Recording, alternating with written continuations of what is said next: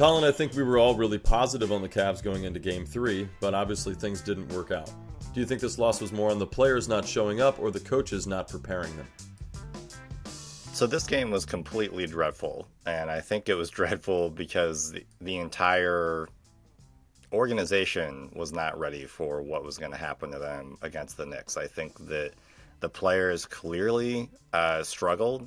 Darius, we know, struggled for sure. But I also think that the coaching staff blinked in how they prepared the team for this game, because I know that this is a really young team, and I know that they need to have their feet under them, and that nothing like this will prepare them unless you live in that moment, right? You know that there are some experiences with such a young team that you're just going to have to live it and deal with it. But I think that the coaching staff blinked in the sense of they brought in Ricky Rubio as one of the first substitutions because of his quote-unquote veteran experience. And you and I think, have always really liked the Rubio signing, but this was an instance where I thought we were done with this. Rubio immediately came in and fouled one of the Knicks players. So looked like he wasn't ready for this experience either. And I know that Rubio is a veteran, but he's not a veteran in the playoff sense. He's had less playoff minutes than a lot of, obviously Danny Green. I think he's even had less playoff minutes than Donovan Mitchell. So I felt like the team overall should just forget this game ever happened on some level because the players didn't perform well. But I think that the coaching staff did a disservice in preparing and trusting that some of these players needed to live in the moment and get through it. And instead, they tried to have kind of a Band-Aid of, let's make sure we have some veteran presence. Let's go back to what didn't work in game 1. And that was frustrating because you won game 2 because you recalibrated for it. And instead, you reverted back. And as a coach, I'm not a coach, but I would assume as a coach, you would want to show your players how to move forward in a series like this. And I would think if I was like Isaac Okoro or other players, I would be a little baffled by, all of a sudden we're just going to play a guy who we know can't stay in front of anyone defensively and has not played well offensively since he came back this season from a second ACL tear. So it was both the players and the coaches, but I would probably put more of an onus on the coaching staff not preparing and trusting their instincts in getting these players prepared. Yeah, it's tough because I think a lot of the conversations that we hear, it's a back and forth of whether or not the coaches really have much of an effect out there once the game starts.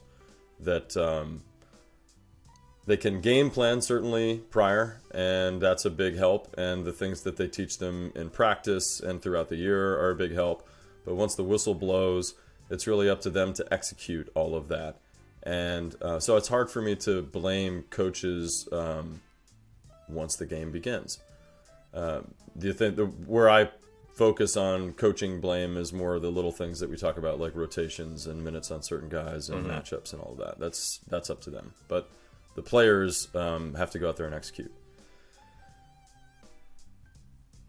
It just seemed like top to bottom, nobody did. So I probably do agree with you that it was a both thing. That the coaches were not prepared to step up to that kind of a blowout, or that being in a situation where really our offense just didn't show up that night. And I don't think that they had really a second idea of what to do when that happened. Even though we're the best defensive team in the league, the Knicks ended up looking better than us defensively throughout the night. And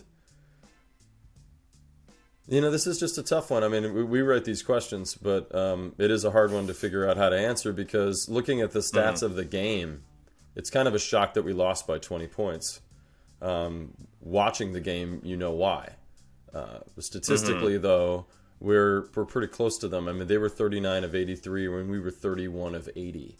So that's just 8 shots made differently, and they made 3 more threes than we did, even though we were 2 of 19 in the first half, which is just, we've talked about this before. We can't be successful in this league shooting that way from 3. And really one of the reasons why we shot out of the gate at the start of the year was because we were shooting above 40% as a team from 3, and we knew that we would stop doing that. But the fact that now we're dropped below 25% for the game, that can't happen. So some of this is about execution and expectation of where you're supposed to be at this point in the season. And it's very disappointing to see them come out and play a game as if they are just starting the year, not ending the year. Statistically, the thing that points out to me the most that hurts are the 20 turnovers. I don't think that we would have seen the Knicks score 99 points if it wasn't for that. I think it would have been, 86 to 79 or something like that, because the game was pretty awful on both sides when it came to the offense. And the only reason why the Knicks scored as many points as they did is because they got some great looks on the turnovers. So the Cavs have to figure out a way to be better with protecting the ball. And if that means slowing down the game down a little bit and getting a chance to take a breath, I think that's part of the reason why we always get nervous when we see Karras out there a lot, because Karras doesn't slow anything down. And last night he did more of that. And I think that would be the last thing that I'll point out and pitch it back to you, is that the major blame I would put on the coaches for this game is starting Caris LeVert. I don't think he should start for this team, ever. I think he should be a 6th man off the bench, and that's that. I just don't see any reason why he should come into the game and both mess up the flow of their rhythm to start and his rhythm to start, because there's not enough ball to go around for him at the top of the game. It would be better for him to come in when the other guys are resting and let him start to get a feel for what he's going to do throughout the night. So what do you think? I mean, did you think that was a smart move to start Caris LeVert? I know they're struggling with whether or not to use a Kuro, but this goes back to our Lamar Stevens comment. Like, there's other people on the team. My understanding with Karras is that he likes to come off the bench, that he's had a conversation with the coaching staff before, and that when he was starting at the beginning of the year, there was a shift in the belief, the idea of putting him back on the bench because he likes being that 6th or 7th man role. So that's what you go with. In Game 2, he still played over 30 minutes, I believe, and he played a ton of minutes. So you can still have him play a lot, but coming off the bench, I think, does help him. I think that you're right with that. And I think that it goes back to what I was talking about with Rubio, where to me, the coaching staff blinked a little bit in this sense, where I know that Okoro has not been an offensive juggernaut, but he's barely played. And I think that he was rusty in Game 1 after not playing much at the end of the regular season. In Game 2, he barely played. And in this game, I thought he actually looked solid. And I think that he was fighting for rebounds. He was wanting to man up. Again, barely got any time. And it goes back to a comment that Tony and Jackson, I think, kind of mentioned in the episode that we recorded with them, which is they both feel like that JB doesn't give a long enough leash for some of these players. And I think Okoro is one of them. Isaac is a very talented player. You picked him high in the draft for a reason, and have him start. If he's offensively not doing certain things because he's not hitting his outside shot, he can do other things on offense. And so tell him to do those other things. Let Karras come off the bench, because you know that he has told you he's more comfortable with that. And again, trust your players when they're talking to you and communicating with you. And there's clearly, to me, some type of communication flaw right now where the coaches are not, I feel like the coaches are assessing the talent in front of them instead of discussing what the talent actually wants to do on the floor and how to move forward. And I get it. The talent, the team, the players did not do well at all in this game. I can see why the coaches could be like, well, we got to try this. I understand that.